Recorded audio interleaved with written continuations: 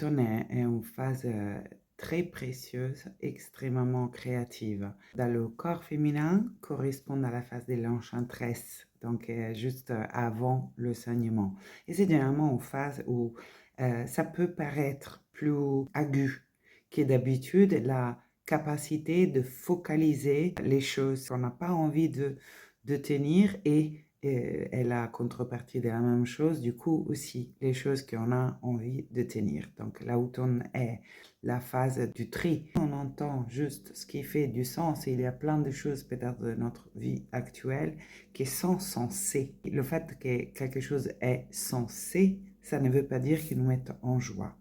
La dimension du ressenti nous signalise ça se situe où en fait, notre jouissance, notre plaisir, notre joie.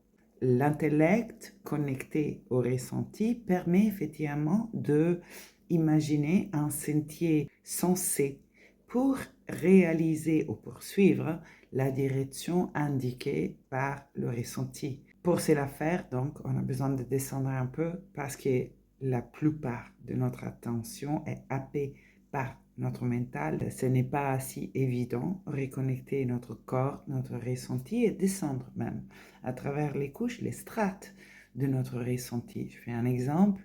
Si je me dis que une expérience est nouvelle, je peux ressentir dans mon système de la peur. Cette peur, ce n'est pas nécessairement un signal qu'il y a du danger.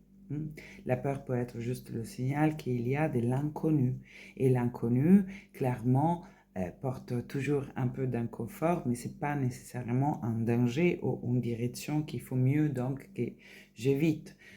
Dans ce sens, je parle de écoute subtile, attentive, fin du ressenti. C'est pas juste écouter le premier degré. Pour cela, on descend à l'intérieur.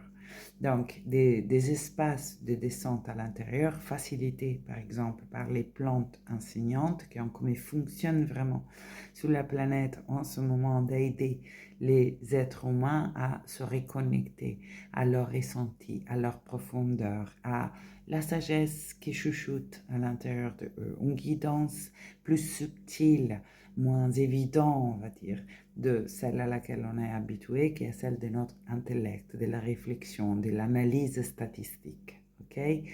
Donc, je propose une cérémonie avec le cacao, une plante enseignante qui me tient particulièrement à cœur depuis 7 ans, auquel j'ai dédié l'écriture d'un ouvrage qui s'appelle Le chemin que mène au cœur, 21 septembre pour l'équinoxe d'automne, pour cet espace-temps rituel, une plongée à l'intérieur de nous, accompagnée par les médecines du cacao et de la rose, pour entendre la voix du cœur, pour entendre en quoi consiste en fait notre tri à nous, quand on branche les dimensions les plus profondes de notre être et que donc on descend un petit peu de la périphérie de l'intellect à des autres strates à l'intérieur de nous. Et on va poser l'intention puissante qu'il soit un automne transformateur pour que notre dimension profonde, essentielle, créatrice puisse émerger. Je vous attends avec grande joie